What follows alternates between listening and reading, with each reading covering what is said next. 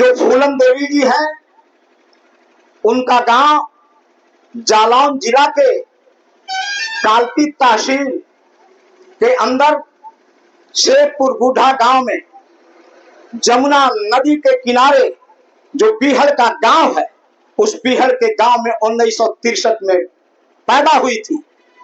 उस इलाके को हमने देखा, जाकर देखा, जो 20 किलोमीटर की एरिया कहलाता है। कुछ भाग मध्य प्रदेश, एमपी का, राजस्थान का, उत्तर प्रदेश के मिला करके जो बीहड़ कहलाता है। बीहड़ का मतलब जंगल, जहां उपजाऊ भूमि नहीं होती है, पहाड़ियों से भरा होता है। उस बीहड़ के गांव में फूलन देवी का जन्म हुआ। जन्म के उपरांत फूलन देवी एक गरीब परिवार के घर पैदा हुई थी। जब पैदा हुई तो खूबसूरत महिला थी। मैं घर गया, देखा उसका घर। उसकी माँ मूला देवी से भी मिला, उसके चाचा से मिला, जो उसकी जमीन को हड़प लिया था, जो विवाद पैदा हुआ था, उससे मिला। मेरे साथ बड़ी खुशी की बात है कि आदरणीय चौधरी लालता प्रसाद निषाद भी और चौधरी शिववचन बिन लखनऊ से हम लोग चल करके उनके दरवाजे गए। सौभाग्य था कि मूला देवी का दर्शन भी हुआ। तो फूलन देवी की कहानी गजब है मेरे दोस्तों। उस जमाने में जब सामंती शाही थी, बहुत जबरदस्त सामंती शाही थी, मनुष्य इंसान को चारपाई पर बैठने का अधिकार नहीं था। आज तो हम चारपाई पर थोड़ा हिम्मत करके बैठ लेते थे। उस जमाने पर परछाई भी सामने नहीं दिखाई देती थी। उस जमाने में फूलन देवी का जन्म हुआ था और जन्म के उपरांत जब छोटी उम्र थी तभी वो जुल्म की शिकार हो गई।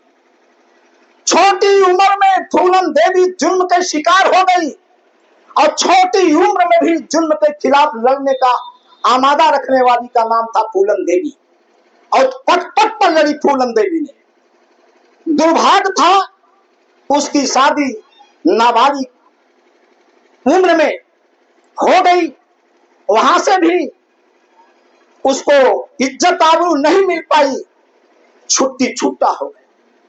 और लोग फूलन देवी को और प्रेस के, मीडिया के लोग, जो पूंजीवादी प्रेस वाले हैं, जो श्रवण मानसिकता के प्रेस वाले हैं, वो फूलन देवी को डकैत कहते हैं। और कई भाजपा के नेता जो हमारे साथी भाजपा के भी इसमें हैं, हमारे करीबी साथी हैं, उनके प्रवक्ताओं द्वारा तमाम बातें मीडिया में कही गई, इलेक्ट्रॉनिक मीडिया में कही गई, प्रेस मीडिया में कही गई कि फूलन देवी डकैत थी। मैं इसको मानने के लिए तैयार नहीं हूं। फूलन देवी कतई डकैत नहीं थी। फूलन देवी रॉबिन हुड थी, जो गरीबों की मदद करती थी। फूलन देवी की हत्या साजिश के तहत और धोखे से किया गया। जब उसके हाथ में हथियार था तो पूरे हिंदुस्तान में किसी माई के लाल में हिम्मत नहीं था कि सामने से वार कर दे। धोखे से दिल्ली के अंदर जब संसद थी, सदन चल रहा था, इन्वर्टर क्या बोलते हैं उसको, हाथ जो क्या बोलते हैं उसको, हाँ लंच के टाइम, और लंच करने आई दोपहर का अपने घर पर। और घर कहाँ था? दिल्ली के अशोका मार्ग पर, जो वीआईपी मार्ग था, जहां कहा जाता था कि परिंदा पर नहीं मार सकते। और दिन दहाड़े फूलन देवी की हत्या शेर सिंह राणा ने किया और शेर सिंह राणा जेल गया और जेल से भी धोखा से रिहा भी हो गया। आज किसके गोद में खेल रहा है, उसको गरीब लोगों को जानने पहचानने की जरूरत है। और राजनीति में जो अपना दोस्त और दुश्मन नहीं पहचानता, वो जीवन में कभी सफल नहीं हो सकता। फूलन देवी जंगल में गई तो डकैती डालने के नहीं गई थी। उसने जंगल में गई तो एक अपना गोल बनाई, गिरोह बनाई, सेना बनाई। सेना इसलिए बनाई कि जो जुल्मी थे लाला राम श्री राम, वो ठाकुरों के गिरोह के मालिक थे। चंबल घाटी का लुटेरा था। और फूलन देवी की, जब फूलन देवी अपने गांव से जंगल गई तो एक उसका मित्र मिल गया, विक्रम मल्ला। विक्रम मल्ला के साथ गई जंगल में, तो जंगल का जो मालिक उस जमाने का था लाला राम श्री राम, उसकी जो गिरोह थी 25-50 की, उसके पास गया और श्री राम लाला राम ने विक्रम से कहा, विक्रम जो सामान लाए वो सामान हवाले कर दो मुझे। विक्रम मल्लाह ने कहा, कान खोल कर सुन लो, यह कोई वस्तु नहीं है फूलन देवी जो तुमको मैं दे दूं। मैं उससे शादी करके लाया हूं, ये मेरी धर्म पत्नी है और किसी कीमत पर तुम्हें नहीं दे सकते। और फूलन देवी को लेकर के जंगल में दूसरे तरफ गया और 1 साल 2 साल फूलन देवी जंगल में रही और धोखे से पंचायत का गेट पर गया। विक्रम मल्ला से कहा, हमारी ताकत और तुम्हारी ताकत कमजोर हो गई मेरे भाई, तुम आओ, हम तुम गले लगे और एक गोल बनाकर चले। झांसे में आ गए विक्रम भाई ने और पंचायत जंगल में हुई, बैठकी हुई और धोखे में विक्रम मल्लाह को लाला राम श्री राम ने गोली से मारकर हत्या कर दिया और फूलन को अपने साथ पकड़ लिया। अपने साथ तो गैंगरेप किया ही और पकड़ के अपने गांव जो जमुना के उस पार, जिसका जिला है कानपुर देहात, पहले कानपुर जिला था, कानपुर देहात जिला के अंदर बेहमई गांव में ले गया और लाला श्री राम का वही गांव था और ले जाकर के गांव के अंदर एक बाड़े में बंद कर दिया। और जो उस जमाने के सामंत थे, फूलन देवी भी हमारे समाज की बहुत खूबसूरत महिला थी और उसके साथ क्या किया हुआ मैं जिक्र नहीं कहना चाहता हूं। आज मेरे समाज के लिए, आज के लिए और खासतौर से नारी समाज के लिए, समस्त नारी समाज के लिए भारत की आज दुख का दिन है। फूलन देवी के साथ जो जुल्म हुआ पूरी दुनिया जानती है। और दोस्तों, 1 दिन नहीं, 2 दिन नहीं, हफ्तों, कई हफ्ता तक उस बाड़े के अंदर बंद थी फूलन देवी ने। और एक इंसान जो बहुत अच्छा मिला फूलन देवी को, कभी बेटी रंडी के कोठे पर कभी लोग जाते हैं तो अच्छा इंसान भी मिल जाता है और उसको उस रंडी के कोठे से निकाल करके मानवता की तरफ कदम बढ़ा देता था। उसी तरह एक इंसान फूलन देवी को मिला और उस बाड़े से धीरे से निकाला और बाड़े से जब निकली तो अपनी वो सेना बनाई, सेना में तमाम नौजवानों को भर्ती किया। उसमें हमारे समाज के लोग थे, गरीब तबका के लोग थे, पिछड़ी जात के लोग थे और हाथों में हथियार लिया।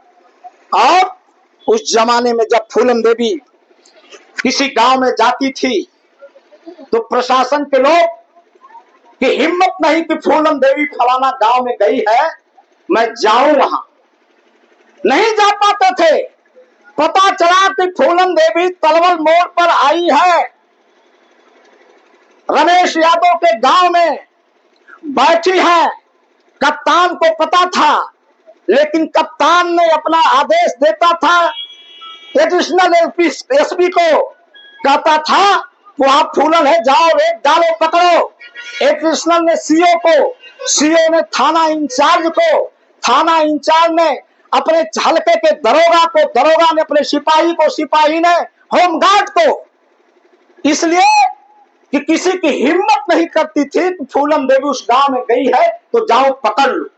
पकड़ने के किसी में हिम्मत नहीं थी और तब तक मौका फूलन देवी पा जाती थी, उस गांव में से दूसरे गांव में चली जाती थी। और जब 22 लोगों को ठोकी तो उसमें वह भी नौजवान था जो उसको उस बाड़े से निकालकर बाहर किया।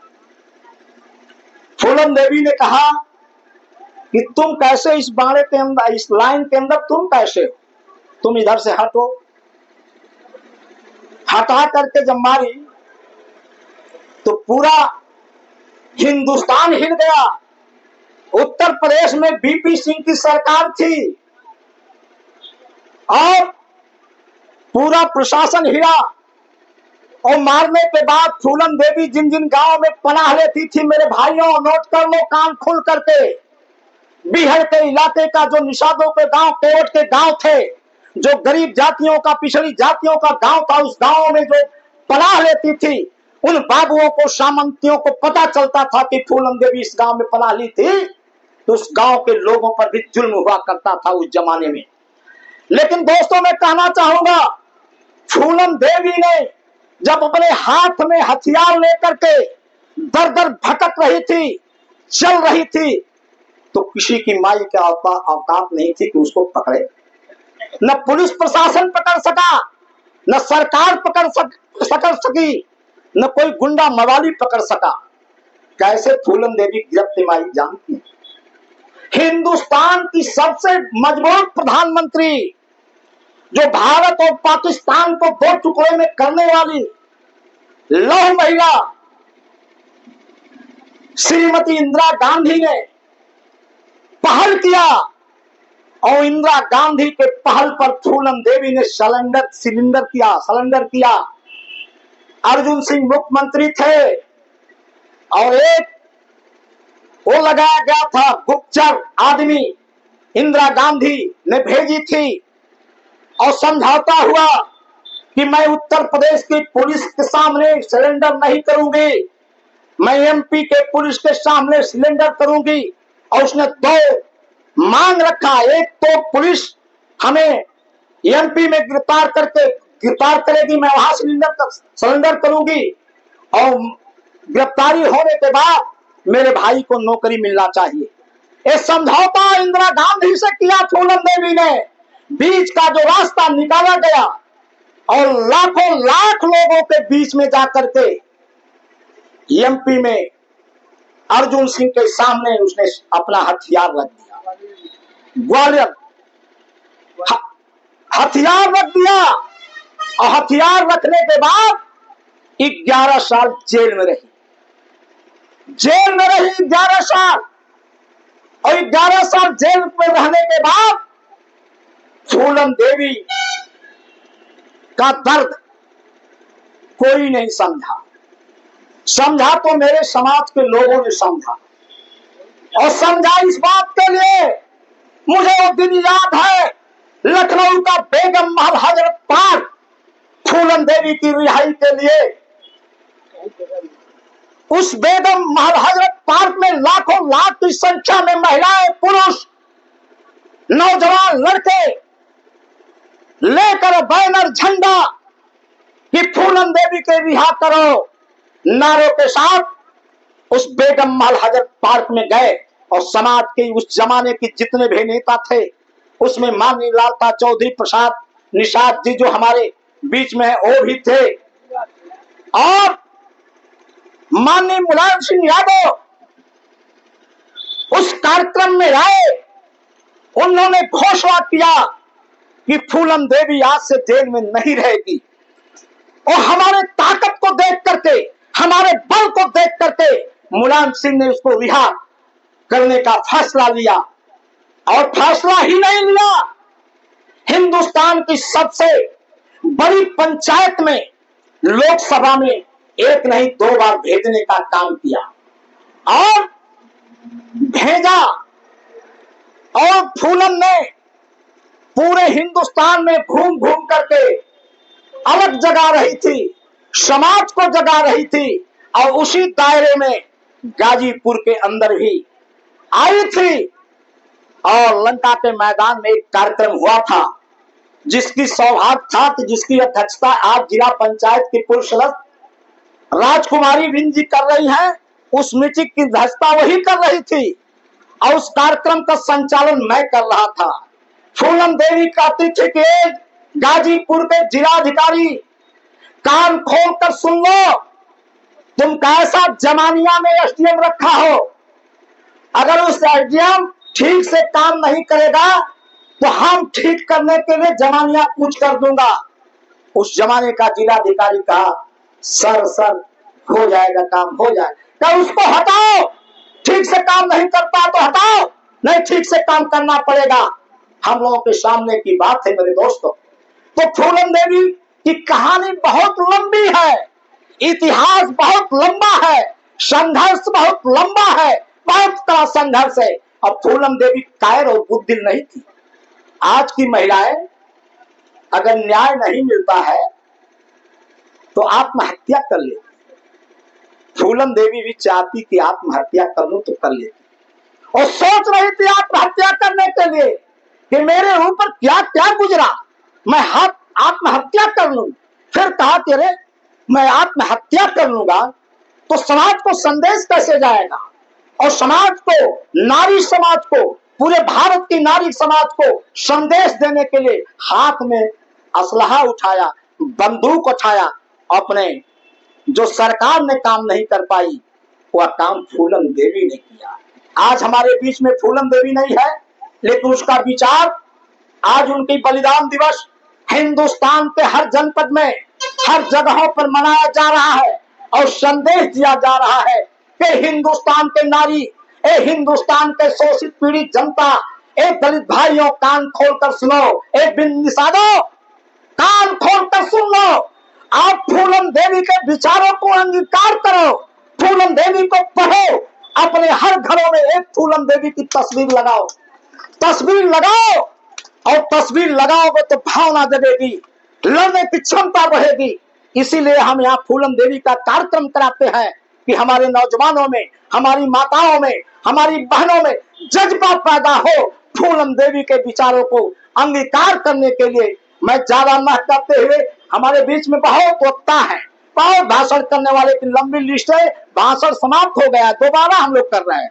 और यहाँ आए थे विधायक जी, यहाँ सपा के बड़े बड़े नेता आए थे, बिना बोले चले गए पानी में भीज करके। तो मैं कहना चाहूंगा फूलन देवी का एक पैगाम था, मरना भी एक पैगाम था जीने के वास्ते। विधायक जी, फूलन देवी का एक पैगाम था, मरना भी एक पैगाम था जीने के वास्ते, अब बहता था लहू जिंदगी लाने के वास्ते। मरने का दम नहीं करती थी कभी फूलन, अब पैदा हुई थी जुल्म के खिलाफ लड़ने के वास्ते। इन्हीं चंद शब्दों के साथ अपने बात को समाप्त